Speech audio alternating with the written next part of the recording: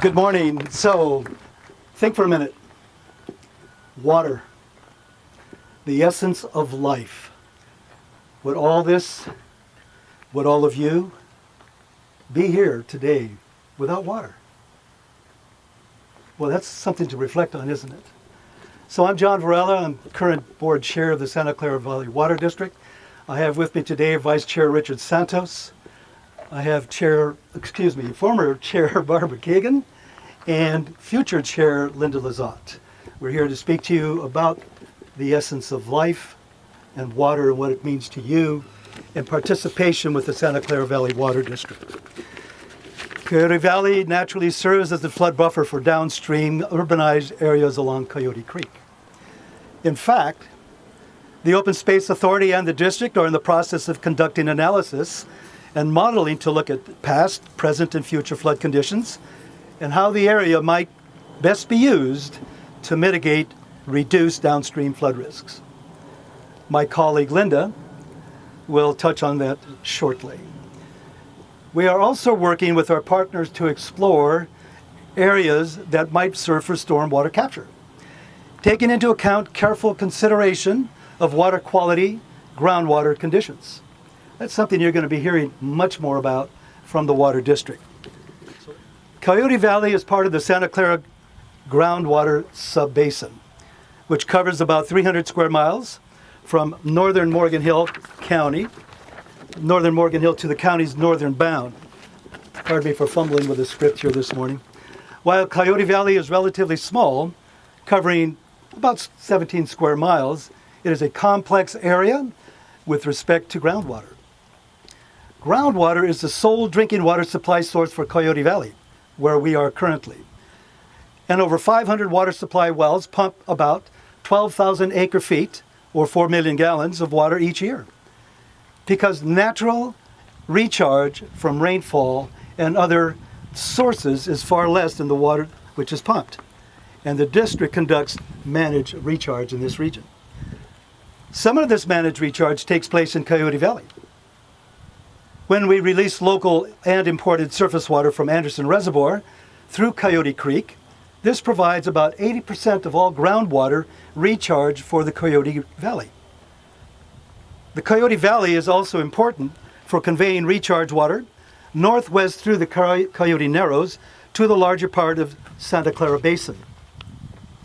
Groundwater is very shallow under much of the Coyote Valley, with seasonal high water often within 10 feet of the land surface. It is typically most shallow at the northern end of the valley, near the confluence of Fisher and Coyote Creeks and the Laguna Seca area, where we currently are. In these areas, groundwater sometimes percolates to the surface. If you were driving through this region in February, March, and April, you would see exactly what I'm speaking to. It's a little bit drier at the moment. So let's talk a little bit about flood risks up and down the Coyote Creek. So I'm going to close my statements, but first of all, I want to say there was a comment earlier today about Anderson Dam. Anderson Dam was built 67 years ago. Picture in your mind for a moment, what did this region look like 67 years ago? Look north. Was there development at that time? Not so much. We had farms, we had agriculture, and when Coyote Creek flooded, those ranchers and farmers were delighted. That's not the case today.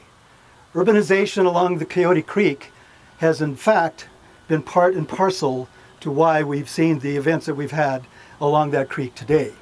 Now mind you, Coyote Creek existed far, far earlier than Anderson Dam. So historically that creek has flooded for decades, perhaps even farther back than decades, maybe even centuries. So when we look at that, we look at how do we manage it today under the urban development that we see so common in the valley.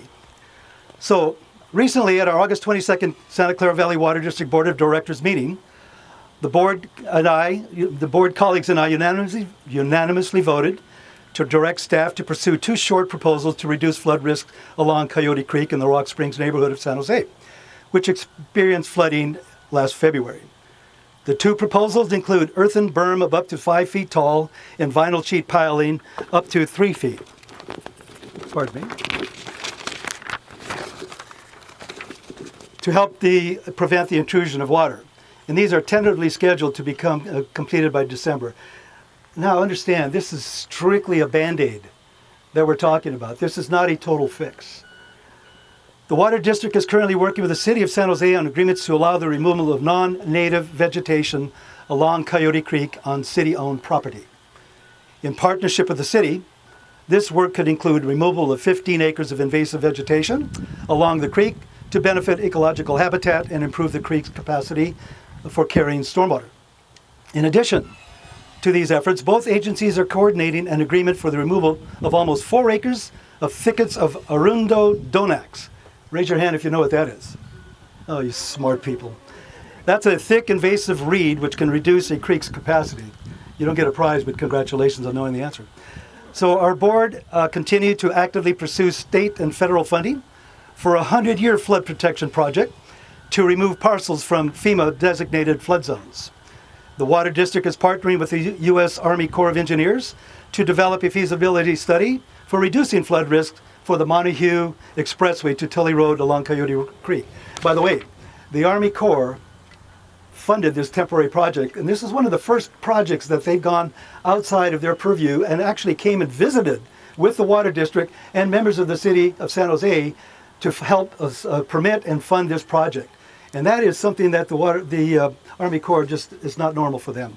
So we're very fortunate that that had occurred. So the district and the Corps have been working to finalize on memorandum of agreement for this study.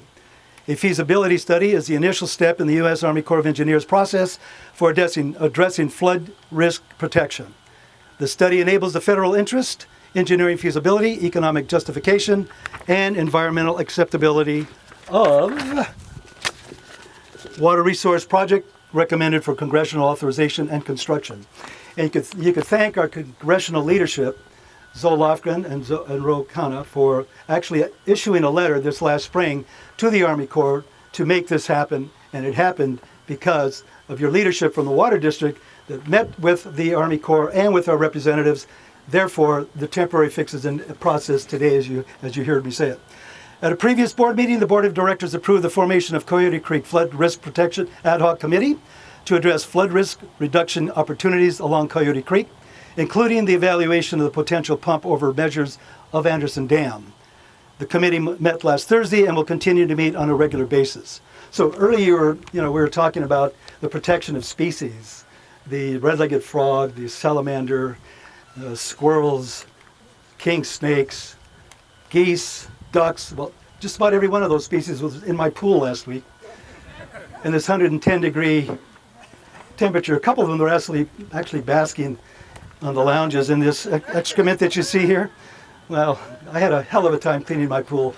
But, they cooled off. They were really excited to be here, as we are, and I was excited to have them in my pool. Thank you very much, and that concludes my presentation.